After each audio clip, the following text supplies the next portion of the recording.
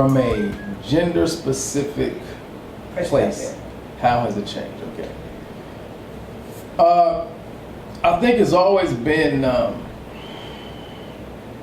that people, if you wanted to stay together, you stayed together. But old school didn't necessarily depend upon feelings, right? It's kind of like you stayed together, you made the decision to be together and you stay together. I think that from a gender-specific role, it's gotten too emotional now. I think that it's just gotten too emotional. People don't decide to stay together. It's based upon, I will be with you as long as I'm happy. Grandma and grandpa didn't stay together because they were happy. Well, I mean, I get what you're saying, but I kind of look at it like a grocery store. You know, we all can kind of agree the price of groceries have gone extremely too high for the quality we receive. And I think that the price of the female has gone to a price we don't appreciate. We don't feel like we're getting our money's worth, you know. And we're wondering how long before this get close enough to expiration that we get a discount. Ooh, I love that. Okay, all right.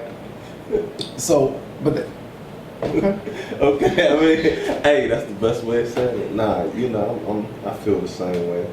I feel like social media kind of changed the relationship. I feel like females and males look at social media as truth, as you know, Facebook, TikTok. I feel like they look at it as truth, and you know, it's not the same. Before, we didn't have that when we was young. And our parents didn't have that, and our grandparents didn't have that. So, you know, the grandfather might have a family here and a family around the corner. Now, social media, grandpa ain't gonna have a family here and family around the corner. They'll know the next day, right? Because of social media. But as in just me, period, me in specific, you know, I just feel like it's different. You know, we don't. You know, we just don't have it the same. It's just not the same. You know, and it's because social media, they want more. I feel like females want more. Right. You know? Right. So. And like you said, they want more, but they don't qualify for more. No, the quality's not there. What do you mean by quality? Yes. What do you mean by quality? I don't. Look, I think it's like this as well. When it comes to expectations, I don't think that we're dealing with truth. Okay, back in the day, it was hard on everybody. Yeah. Right? So, you know, everybody kind of struggled.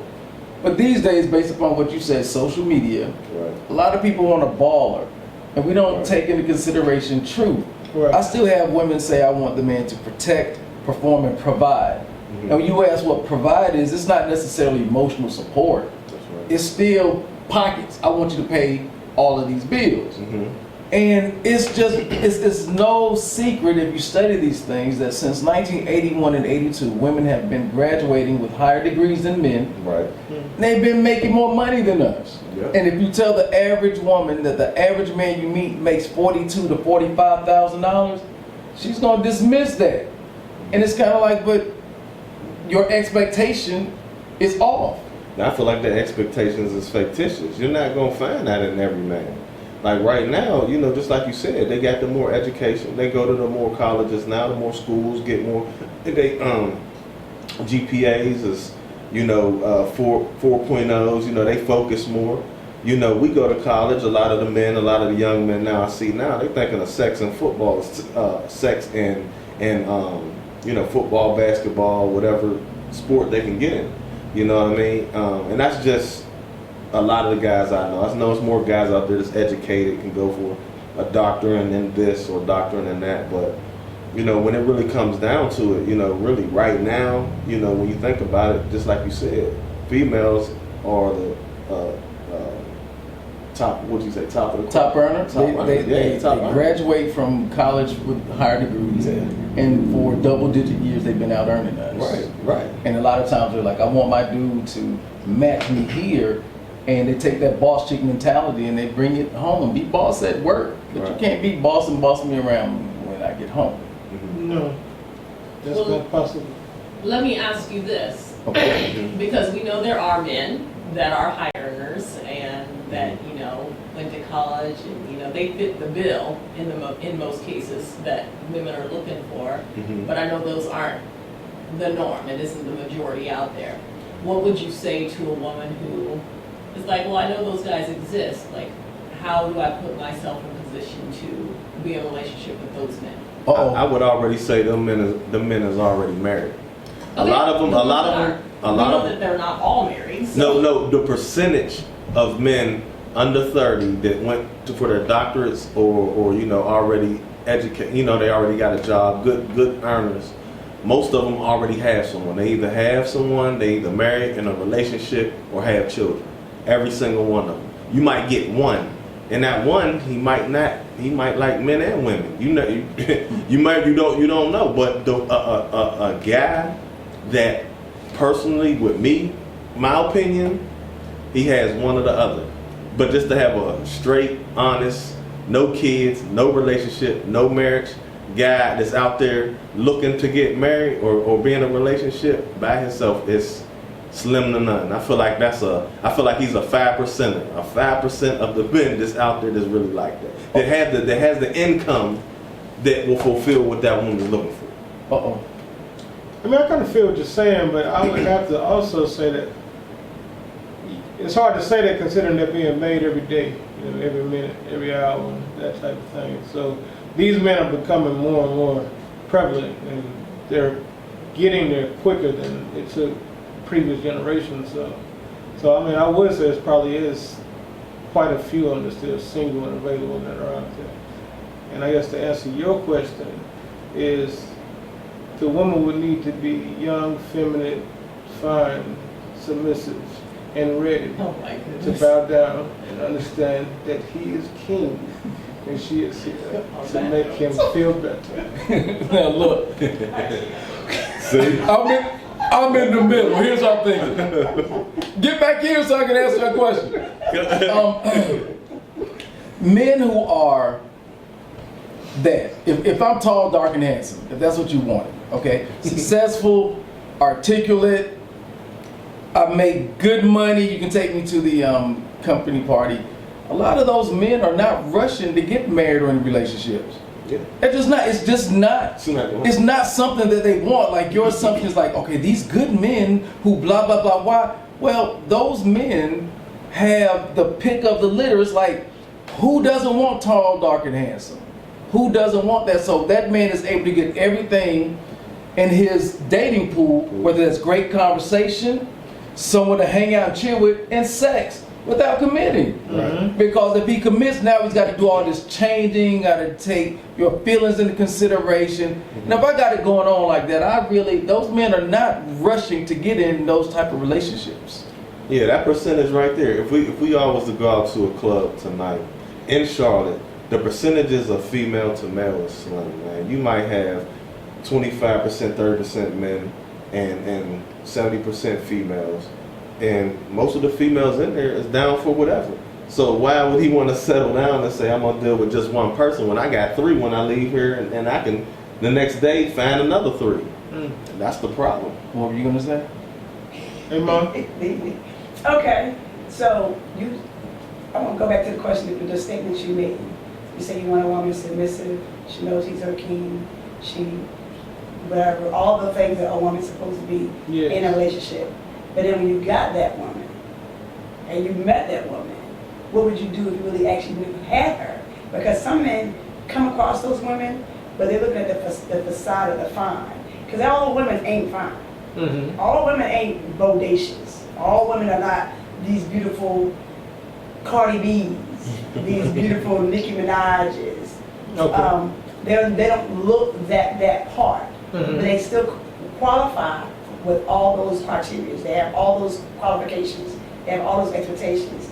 And for you're looking at the fine part of her, you forgot about the rest of it, because guess what? She's intelligent too. She was there before too. So you may walk by that girl and you're seeing that fine girl, and that fine girl already done watched you and said, oh, that's what he wants? I'm gonna give it to him. She should. Well, of course, she should, you're right. But at the same time, you walk right past one who had all those qualifications, but she just didn't look how you wanted her to look. So why was it all about the looks?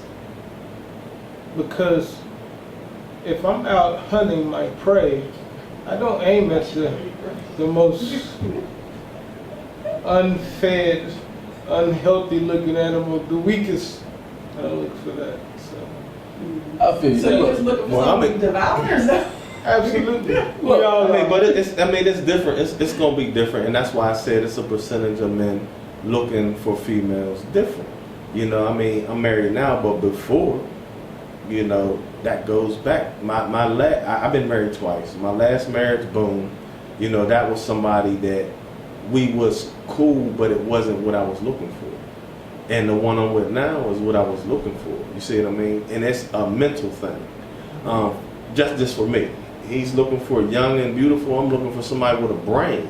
Yeah. You know, as long as your man makes sense, to me, it's going to work. Everything else is going to work out for the better. Now, yeah, the sex and all that, I feel like it's all in one. No, don't get it messed up. Yeah, you do need all of it. But the man can make sex and relationship a whole lot better. I've been with females that, yeah, the Beyonce, the Cardi B, and at the end of the day, their man stank so bad that the body didn't do nothing but give me a good month of fulfillment, and then I didn't want to deal with them no more. So it would be nice to get it all in one, but it's hard. I feel like it's hard to get it all in one. Yeah. What's up, everybody? G Matic and Dr. Andre Blaylock, we're doing a special interview or program today, and we want to talk about foundations of forever, building relationships that last. Now we have Ty and we have Morgan. And Morgan, I'm going to ask you a question, and y'all just chop it up as if I'm not here. If I hear anything that I want to jump into, I will. That'll work. So, we have switched from let's stay together to I will be with you as long as I'm happy. One reason is because gender-specific roles are all over the place. How are men and women supposed to act in modern society regarding romantic relationships and their roles?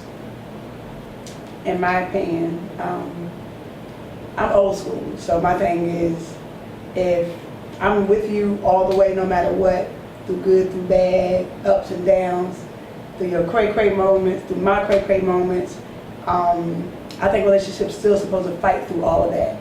A lot of people get in relationships or marriages nowadays, and they have a stipulation, or they have a contract, if you want to say. They'll say, well, we love each other for now, but that other person say, well, I got an agenda where I want to be with you. And the other person say, I may have an agenda too, but they don't tell each other until things start changing, whether they sleep around, or they just become unhappy, or there's lack of sex in the relationship. And if you go back to how you got that person, why not continue to stick to that, to keep that person? Yeah, I agree with that too. I think a lot of times when we're talking about roles, which obviously that's not the only thing that contributes to a relationship and it being lasting, but I think it boils down to communicating your expectations,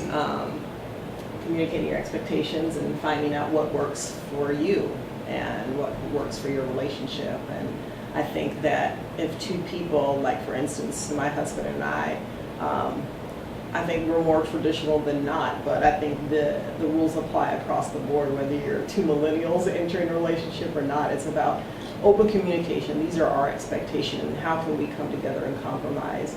If this is what we want our marriage to look like who holds this part, who holds this part, and just like with everything, life changes, you go through seasons, and I think it's important to not hold your partner in this specific spot. This is what I said, expectations will change over time as well. Because you grow older. Exactly. You get older. You grow older, Mhm. you have kids, you lose your job, whatever it may be. Life happens. Right, and as expectation changes, I think that communication is so crucial. You guys have to come together and set new operating rules. This is how we're going to operate now in this season, so that neither one is disappointed, and we can kind of shift in that, in that arena. I want to add, actually, also, you got to learn the person. Mm-hmm. Because people get in relationships and they really don't take the time to learn the Yeah. person they're with. Right. They learn the part that got them, and they came together, and they become in this long, whether it's marriage or whether it's just a long-term relationship, they get to learn that person. Yeah. Because believe it or not, us as humans, in my opinion, we really never change. Mhm. We may change to a certain little this and a certain little that, but when it comes to a relationship, we don't really change that much unless that other person changes. Yeah. And then when that other person is changing, you're like, what's going on? And you don't have that, as you said, communication, and you don't have the dialect with them and saying, well, what's going on, babe? Right. You know, what's wrong? What's going on? And you're like, something is off. Yeah. And if you've been with that person that long time and you still haven't learned that certain things that they may change or something is wrong, babe. No, come on, let's talk. Let's talk. A lot of people don't do that anymore. They don't take the time to literally learn their person and their way. Absolutely. Whether you're in a monogamous or non-monogamous, whatever, you have to learn that person. Mhm. So as you get older and as you stay longer together, you be like, okay, something ain't right. Let's have this conversation. When are you ready? And if you ain't ready, then we'll talk. But we need to talk. We need to have that conversation. So Yeah. you're right about that. Yeah. Definitely gotta learn it. You definitely gotta learn the other person. Yeah, I think that's, It's a requirement. yeah, I think that's great, being in tune with your partner. And sometimes it's not always about like, they used to do this and they do this now. Right. It's about like, there's a change in your demeanor and your energy. And how Something's you're, off. right, that kind of thing. Because I think naturally, as people in general, whether you're in a relationship or not, you're supposed to grow and change. That's part of getting older and developing and becoming better, is to grow and change, unless you're just not, then you're dying. But I think it's important to have two people on the same page. Like, we both expect to grow, because we expect our marriage to grow, so Right. individually we have to grow. Right. If you have one person growing and the other person not, there is going to be some bitterness there. There's going to be a lot of missed expectations there.